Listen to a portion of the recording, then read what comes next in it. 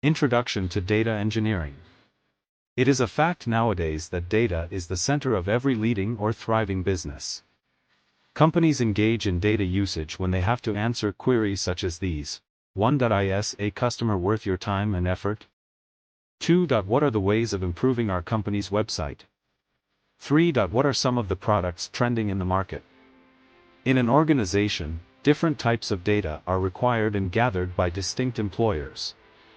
The employers analyze the data. Each job requires unique technology and data. As an example, take data about customers. One of the devices or systems has all the data about order history. The other systems have billing/shipping data, customer support data, etc. On the whole, data provides all the information needed about a customer.